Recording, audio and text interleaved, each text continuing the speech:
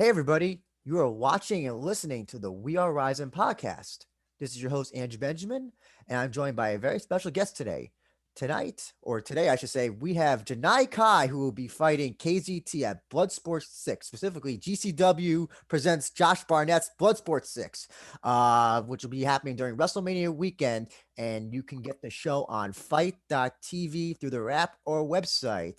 Janai Kai is a black belt in Taekwondo and also is a Muay Thai kickboxer. Janai, thank you so much for talking to us. I really do appreciate you taking your time out today. Thank you. Thank you for having me. No problem, no problem. So just tell us a little bit about yourself. Who are you? How did you get into the world of pro wrestling? Well, just starting out in martial arts, that's how it really started for me before getting into pro wrestling. I mean, I've always watched pro wrestling since I was a kid.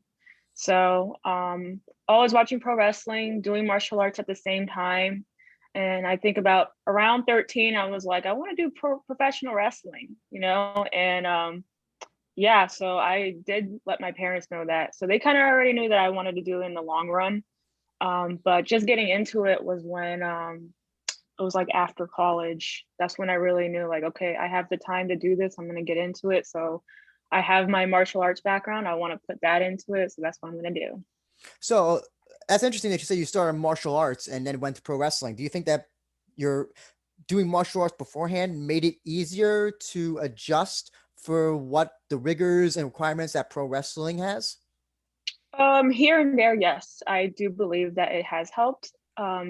In the beginning, when you start training in professional wrestling, you learn the fundamentals, which is basically the roles, ring awareness, footwork. I think all of that came very naturally to me because I did learn that in martial arts. You learn your footwork, you learn your awareness and everything. So I was able to adjust really, really well with all of that. There are other things that were a little bit difficult for me, bumping, and bumping is not a natural thing to do. So it was hard for me to kind of learn that, but I got it after a while. I got over the fear of just falling back just cause. Mm-hmm. So yeah, I definitely think that the martial arts background has helped me a little bit into it. Mm-hmm.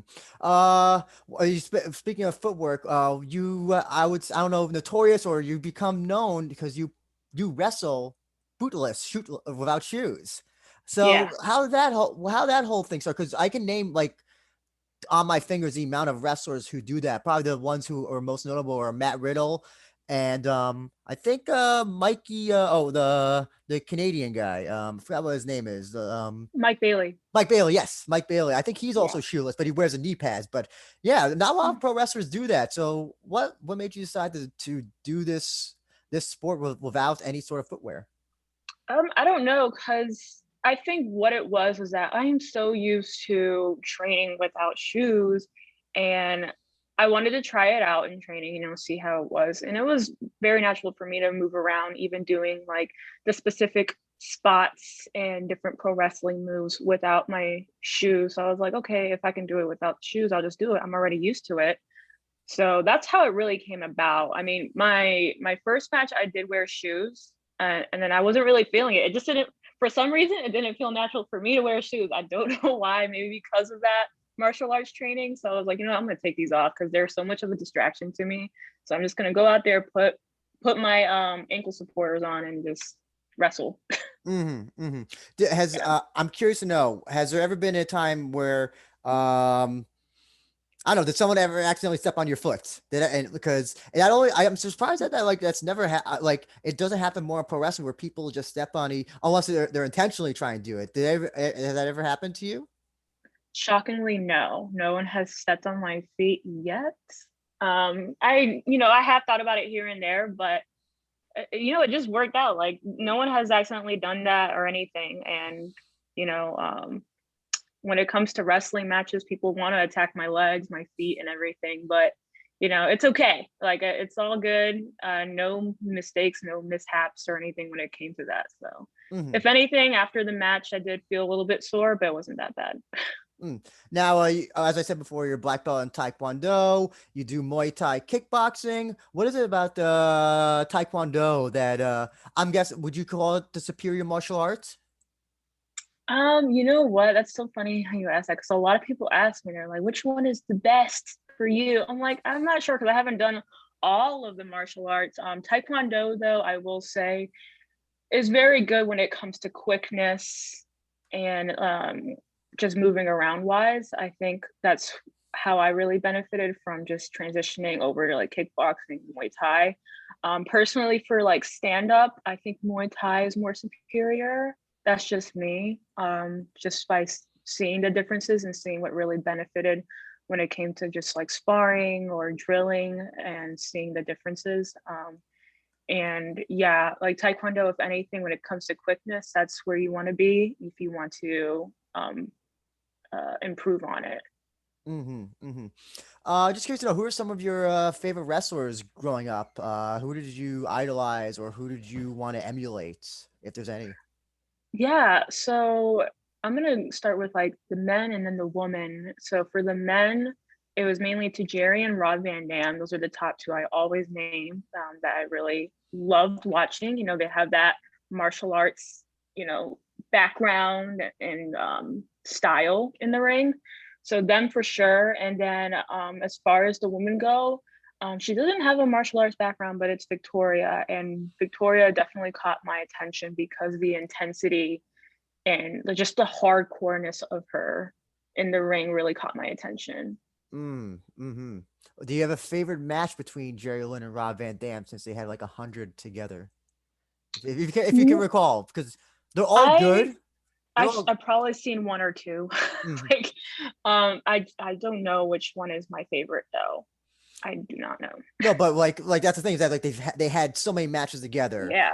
in ECW, and I think maybe one or two in WWE, perhaps on a Sunday Night Heat. But Yeah, like, the ones I remember is from ECW, if yeah, anything. but they were Yeah. all so good, and you can't. Yeah. I don't want to say that they weren't different, and that's why Y- it's hard to remember them. But they were all so good that's almost like Yeah. it's kind of hard to pick. I'm the same Yeah. way as well. It's kind of Yeah, like definitely. it's like with the Okada Tanahashi matches. I can't. They have like a dozen matches together, and I can't remember. Oh, this one was Wrestle Kingdom. This one's New Beginning. But I can just say Yeah. like I can confidently say, oh, they're all good. They're all Yeah. good. Oh yeah, definitely. What about you? So you gave Victoria. Is there any other women's wrestler? Do you have like one more, or is there anybody else that you um, I think definitely Tristratus and Lita with their storyline that they had in the past, that really caught my attention. I honestly felt like I was in their whole drama, like just watching them on TV with everything going on, the backstage fights, just everything. Like they just went hard. It was like go hard or go home type deal when it came to them. So Mhm, them two as well. mhm. Now let's talk about Bloodsport 6 coming up. I'm not gonna get the full title. We're just gonna call it Bloodsport 6. So you're gonna be taking on KZT. This is your Bloodsport debut as well as hers. I'm Yeah. curious to know how did Bloodsport come? How did you get involved with this match? I also want to preface that as well. Getting into Bloodsport is kind of like I call it the clubhouse of pro wrestling. Not everyone gets invited. It's I don't know what the requirements are, but there is there's almost it's special to get into it because not everybody gets into it. So I want to know how you felt when you got the invitation, and how the invitation came about. So I heard about Bloodsport probably like 2 years ago, and I did see, this is kind of around the time where I started seeing more about people with the shoot background or martial arts background really getting into a place together, and I thought it was really cool. So that's what really caught my attention right off the bat. Like, okay, this is something that I want to get into. So Bloodsport in general was always like a goal of mine that like I always was always looking at when Mania weekend came around. So really how it came about, I think like it was just very recent, if anything, because I was going to a lot of the GCW shows and helping out. And I know that, you know, of course, like Bloodsport is part of GCW. So I was like, okay, let me just help out, see what's going on, like talk to people, see what's good. And I guess all of that really came together. And they were looking for like a spot. And I made sure to show my face enough to where it was like, oh, Janai's here. She has this background. She'll be at Mania. She's available. and that's when I was like reached out about it. But overall, like I just felt very good about it because this is something to me where it's like, all right, this is a show I definitely am going to train like I'm training for a fight. Like, no joke. Like, this is something that I'm completely focused on 150%. What are your thoughts on your opponent KZT? And I also preface that by saying it's very hard to find footage on her because she's not really a pro wrestler by trade. There is some footage of her doing jujitsu Right. and all that stuff, but like, what have you been able to do to? Well, yeah. What do you think of her as an opponent? I'll start off with that. I think, you know what? This is definitely a good fight in general because I'm more stand up and she's more ground game. So if anything, with this fight, you're gonna see a lot of dancing around, a lot of like playing around, trying to like figure each other out. You know, she probably wants to go to the ground. I just want to stand up. So you're probably gonna see a lot of that going on. She doesn't have a pro wrestling background like that. I know she was on WoW, and what is it? Women's of Wrest. What is the Women's of what does it wrestling, yeah, stand for? Yeah, Women of Wrestling. yeah. She's on WoW, and I know she's probably done like a couple things on there, but as far as like the pro wrestling background goes, it's still very minimal. But she's a black belt in jiu-jitsu, so I mean that's really all she can really need and when it comes to this fight and rely on. So that's fine. But I do like the fact that we have two different styles, so we're gonna be able to play around and see what's good. Mm-hmm. Now the other interesting thing as well is you do kind of have an experience already with this type of match. You were in the UWFI series Mhm. for the Paradigm Pro Wrestling. Yeah, Uh, yeah, so I was. so yeah, to talk. So what? How do you feel like you're kind of just going to familiar territory with this match? I know it's a little bit different. There's a little bit different rules, but for the most Yeah. part, they come from they come from all like it's called UWFI. That's where they all come from. So do you think that you just have kind of like the advantage in a match like this just because you know what to expect and you know what's going on? Um, yes and no, because it's. I mean, I had two matches for the UWFI, and my first my first one was against Jordan Blade, which she has a jiu-jitsu background, so I do have that. Um, I'm like very familiar with facing someone with a ground game background, so I do kind of know what to expect. So ever since then, with her, because I did lose that match, I did do my homework a little bit and focused a lot more. I'm like, you know what, like I get it now. Like if there's gonna be people that want to go to the ground, then we're gonna go to the ground, and I'm not gonna completely just fail at it because of the fact that I'm just stand up. So as far as that goes, is like that's something I definitely learned from.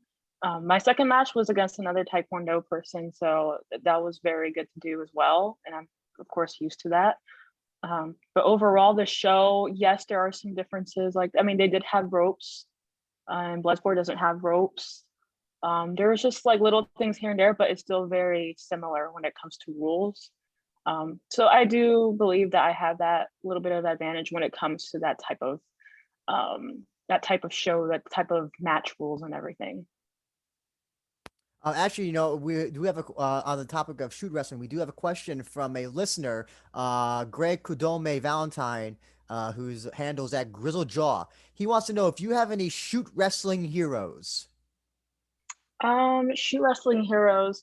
I don't know about as far as shoot wrestling goes. I don't know if I have any heroes, but one person in particular who was on Bloodsport, I believe it was Minoru Suzuki. Like I love watching him, of course, and I watched a lot of stuff in the '90s of him as well. So he's like one person I definitely been like looking at, studying, and seeing how he went about throughout his career. So if anything, I really look up to him.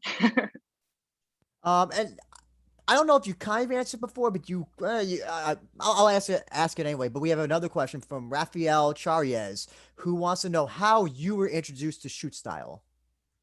So it was just very recent, like maybe a couple years ago, that I really started noticing that there was something like this in wrestling. Because, we've all just been really exposed to like what's on TV and then, of course, indie wrestling. But, there's also other little things surrounding indie wrestling, like different types of styles. So I think how I was really introduced to it was just finding it out myself. And then just talking to my friends, other people that I train with, they told me a little bit more about it and sent me some matches too. So if anything, it just all came like together just by me like researching around. Um, Now also, one of the things that Bloodsport did last year was that they had a women's tournament, single elimination women's tournament, which was won by Lindsay Snow. Uh, Mhm.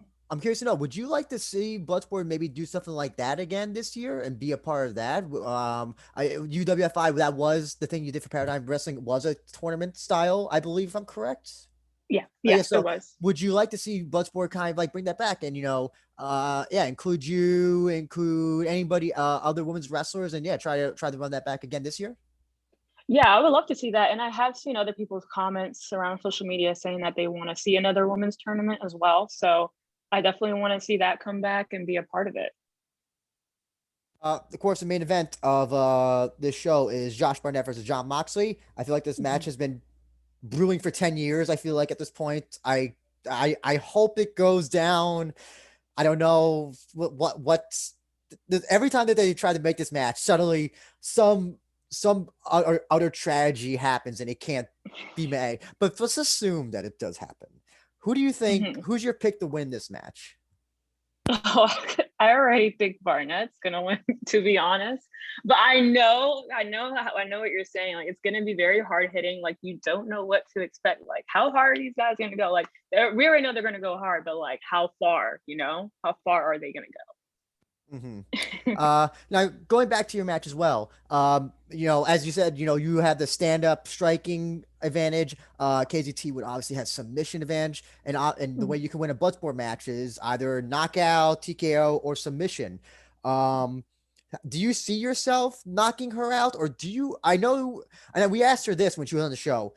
Do you like the expectation is that you would strike and that she would grapple, but do you think Mhm. that almost if you went into that match grappling, it could almost throw her off her game and be like, "Oh, she came here to grapple, but you're doing that." So, do you think, can you see yourself submitting her and coming in with a chance, coming in trying to submit her? I hope that my question I makes think, sense. yeah, that does make sense. I think it will definitely catch her off guard. She is a black belt, and so if she sees anybody going for the ground, like I'm thinking as a black belt as well. Like, if I see her stand up and want to strike, all right, we're gonna go. So if I go to the ground and she sees that, she's like, oh, all right, let me wake up real quick because I didn't expect that, but I'm gonna go because I'm a black belt in jujitsu. I'm gonna do this then. Because I think it's like not really gonna be like, oh, like not so much of me submitting her, but I will surprise her in a sense. But I know that she will focus 150% more because of the fact that I did that. So if anything, it'll be like that type of situation. What's your favorite type of stand-up strike? Do you like to do elbows? Do you like to do palm strikes? I know that closed fists are illegal in Mhm, Bloodsport.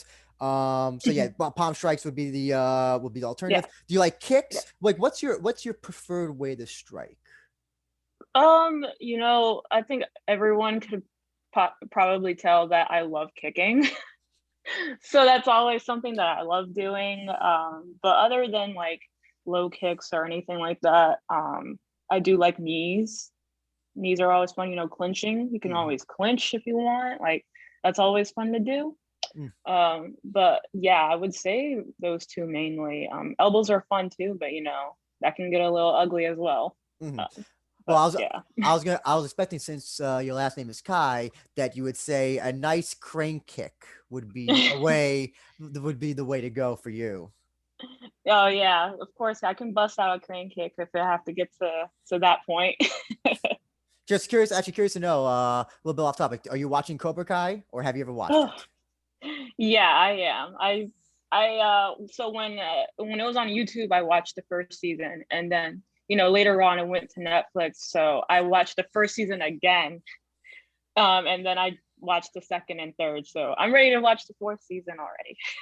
I totally forgot it was on YouTube. You just reminded me of that because Yeah. I thought it was on Netflix the entire time. But yeah, no, you're right. It was on YouTube. I totally forgot about that. Yeah, it was. So what do you so with this Bloodsport match, win or lose, what do you hope that people take away who might be seeing you for the first time? What do you hope that they that they get from Janai Kai seeing you for the first time? The main thing for me is to always represent my style, because I get judged a lot for my style in the ring, and you don't see it too often. That's the thing. So I want to go into this just representing that, for the people that maybe have the background or probably hesitant about coming into pro wrestling, who are women even. So I really want to represent that, and also just show to a lot of people how much that I just don't give up. Like I always say, indomitable spirit. That's something I always like representing. So when it comes to like a fight like this, I want to represent and show that. Now, you just brought up women in wrestling. One subject I would like to ask you about. It is the 1 year, I guess, anniversary of Speaking Out, Mhm. which everybody remembers happened last year. I'm not gonna go into in depth about it because Yeah. by now every wrestling fan must know. Yeah.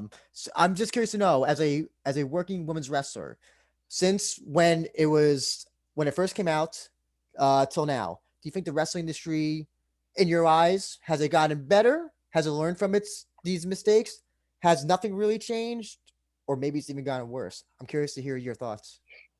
Um, I think everything is just going little by little right now. I don't think it has completely changed, no, because we've had more recent events where a lot of things have been coming out more, and it's like we're like yeah, again, it's just been since the summer, so little by little we're still learning more and more about who's working with who's managing this, who's owning that, and it's all coming out little by little. So I think it's just going to take more time for it to improve as a whole. So I think like in any industry, really, there's always going to be something like that. And unfortunately, it happened with us, and it happened like to the woman in the industry. So I do see though that a lot of people are being better about what's going on in the back, like backstage in the locker rooms. We're trying to make sure that people are held more accountable for their actions. So I think as wrestlers individually, we are making sure that we are keeping each other safe, checking up on each other, and making sure, that everything is just comfortable as a whole. I hope so. I really hope. I hope not everything. No, changes don't happen overnight, obviously, for the most part, for Right. for anything. But even baby steps, it's better than Yeah. nothing. And it does look Yeah. like at least it's on a pathway where things can get better. I would rather hear that things can get better slowly rather than things are getting worse. And I think at least Right. it's at least the former, not the latter. And I hope that's the Exactly. pathway that it could continue on.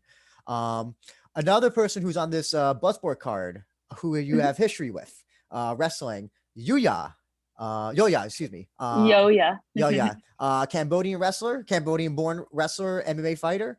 You had an intergender match with him at one point. What do you think about him making his way to Bloodsport? Do you think he'll be as, I guess I should say, immature as he was during the match he had with you, or do you think he'll bring much more mature? He'll be much more mature when he gets into the Bloodsport ring. That's up to him. And you know what? If he wants to be however he wants to be, because I know that he could be immature, then that's his mess to clean up, because he's going against Leo Rush, and Leo Rush doesn't play.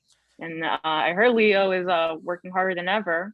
Mm-hmm. So I hope that Yo-Yo doesn't take it too lightly, like just like underestimating him, because of the fact that he has all this MMA background, and Leo has probably like the amateur background. So I hope he just keeps his head in the game and focuses. Mm-hmm. Oh, that's I can tell you. If you come to Bloodsport and you put up the antics, I'll say, that he did during your match, Mhm. it'll be a very short night for him.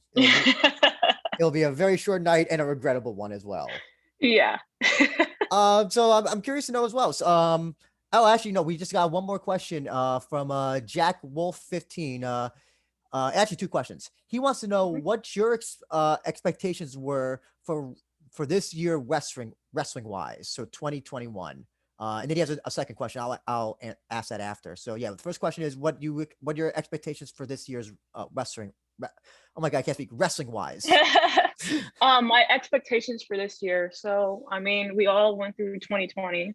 So right off the bat, I'm just like, all right, we're already thinking what's going to be going on this year. What surprises are we going to be running into? And like I was thinking that, but I was also like, I just came out of the Paradigm tournament. Let's branch off this. Let's do more tournaments. I honestly kind of saw more shoot style fights coming my way. So, I was pretty excited about it. I wasn't expecting it. I was really expecting just things to just go a lot more slow in a sense when it came to traveling, but if anything, it was picking up. Mm-hmm. And part two of his question: do you have any dream matches for any of your fellow indie wrestlers? So I guess, are there any matches that you'd like to have with any indie wrestlers that are out there right now? There are a few, like I can name a few like that are in the States. There's even some dream matches even in Japan, like Japanese female wrestlers I would like to have. I guess from here, she's gonna be on Bloodsport is Masha. I would love to have a match with her. She just came back from Japan and we talk back and forth all the time, but like this is definitely somebody that's on the top of my list. Also Trisha Dora. I would love to wrestle Trisha Dora. She's from DC as well. So I think it would be really cool to have a match together and I love her style too. And then also just going out of the country, just going to Japan right off the bat is Miyu Yamashita. She has a karate background and I would love to exchange with her sometime. Is that one of your goals? Is to wrestle for a promotion like a Stardom or C Wrestling or Oz or one of just those promotions that in Japan? Yeah, I mean, I had a marvelous tryout. It was the same tryout that Masha went to, and so like obviously I wasn't able to go, but I am still keeping in touch with them, and I would like to see if there's probably an opportunity to go once everything calms down as far as traveling and COVID goes. So, Mm-hmm. if anything, I would like to be over there in the near future if possible. But yeah. Actually, curious to know, was this did you wrestle on the Marvelous show that they had in New York City a few years ago? Is that the one you're No, talking I about? did not. I did Okay. not. They came to New York for another time. It was 2019, like August 2019 that they came for a tryout. And I was actually reached out by the translator to see if I was interested and I was like, of course, I will go to New York and do a tryout for Marvelous. So yeah, I think it was a little bit later if anything Okay. after that show. That was a show that was a Marvelous show I went to. And unfortunately, I was very disappointed. They never came back to the United States after that show. I really liked the show. Yeah. And Mhm. if in case anybody wants to know, Marvelous, that's the promotion that Chigusa Nagoya, that's the promotion she runs in Japan. Marvelous Puroresu. Um, Another question as well. Since we're talking about styles of wrestling, you talked a little bit about it before. Jordan Grace, a wrestler for Impact Wrestling, she had an interesting perspective on wrestling a few years ago, where she came out and said that she considers it more performance art than sport. I'm curious to know what you think. Do you think it's performance art, sport, a little bit of both, maybe even none of the above? I want to hear your thoughts. Oh, it's definitely both. Coming from like the performance aspect, how I see it is, of course, we're doing storytelling. So, I think we all can agree that that's what wrestling really got us to be more, obsessed or invested in wrestling as a whole is because of the storytelling. So I can see the performance wise how it looks like that to me. And then of course, athletically, you have to be, at the top of your physical game. Like you need to be like, to be honest, the ring shape is a whole different thing than if you just go to the gym and just lift. Like ring shape is a whole other deal. Like even till this day, my ring shape is not good. Like I don't think anyone's ring shape is going to be perfect unless you've been doing this like 20 plus years or something, like, you know. But at the end of the day, I think we all like who are wrestling right now can agree that ring shape is a whole other style and you just need to be in shape for sure for something like that. So I think it definitely goes along with being a sport as well. And you see people of different backgrounds, like the martial arts background, gymnastics background. There's people with even a soccer background. Like there's so many other like backgrounds, like people who do sports who come into this and who do really well actually too. And they see that too, that this is also a whole other level that they have never even experienced. I don't know if you ever heard the famous, or actually, a story that Bas Rutten told about when he went into pro wrestling for New Japan Pro Wrestling.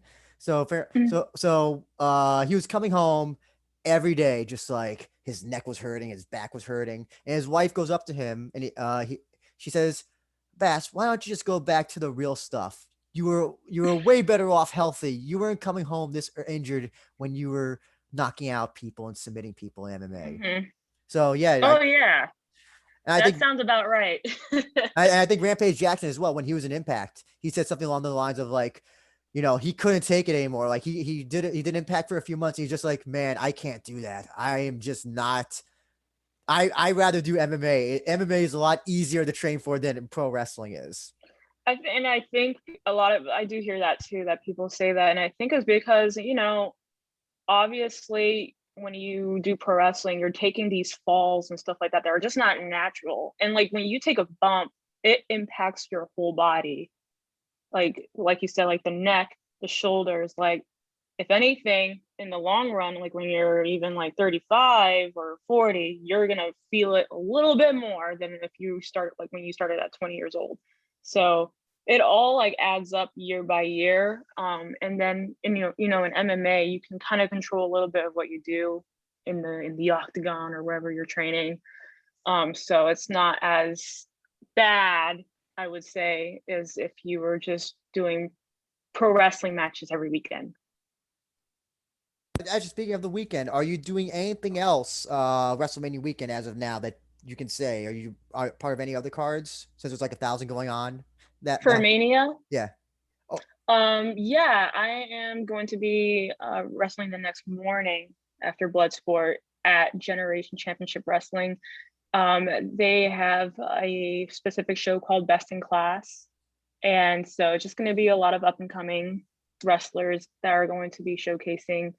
And I'm having a match against Killa Kate, who's also a ground game person. She's a submission specialist. So I'm gonna have a match with her that morning. But as far as the rest of the weekend, there's still some things in the talks. That would all come out whenever it comes out. mhm. So I will announce it if anything. Okay, but not everybody has. They can see you basically more than one day. If they see your first bus, it's like, oh, I like this Janai Kai. I can now see her at a Generation Championship. Oh, I just realized I'm about to say GCW as well. Yeah, Generation because they're Championship. yeah they're yeah they're GCW but Generation Championship And Wrestling. then at whatever, who knows, and then or if you get invited to Joey Janela's spring break or Yeah. whatever's thing, they'll have multiple opportunities to see you, which is great, which is great. Yeah, and that's what's great about Mania too, is like you just go around. That's what I'm gonna be doing. I'm gonna be going around showing my face, seeing what's good, seeing if there's anything open, Hmm. if they need anybody, I'm gonna be around. So yeah. How does it feel? Because fortunately, Mania weekend was canceled last year due to the pandemic. Do you feel like, presuming that everything goes plans, go accordingly and all that stuff, do you think that this can at least be a step that this can show, okay, at least the wrestling world is on its way to kind of going back to normal in some way? Yeah, I mean, I think because we're all still learning how to even adjust and make things work.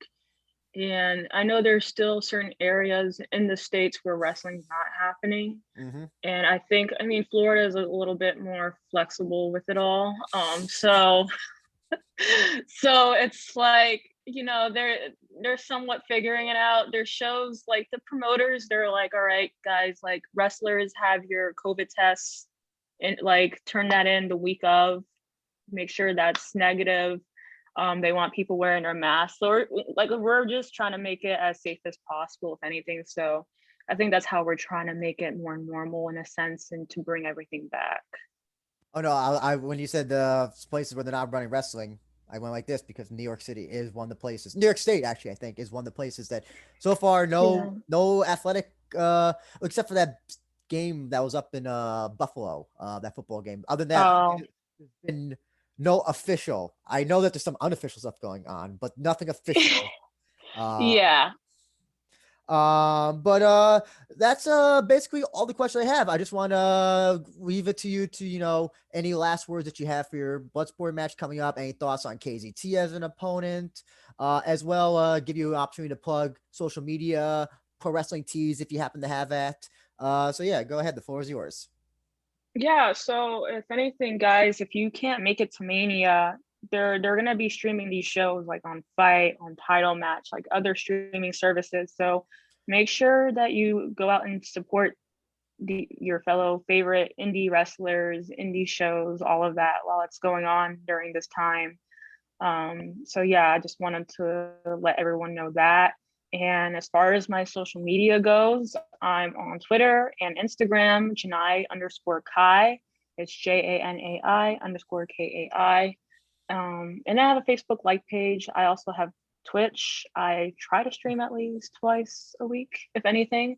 That's twitch.tv/Janai Kai. I stream a lot of scary games, if anything. So yeah, you can chat on me there. Actually, you brought up a great thing. Sorry, I did write down Twitch here, but I didn't write down what type of games you play because I didn't get a chance to actually watch. So, scary games. What is the scariest game you've played so far? So far, it's a pretty new game. It's called Don't Be Afraid.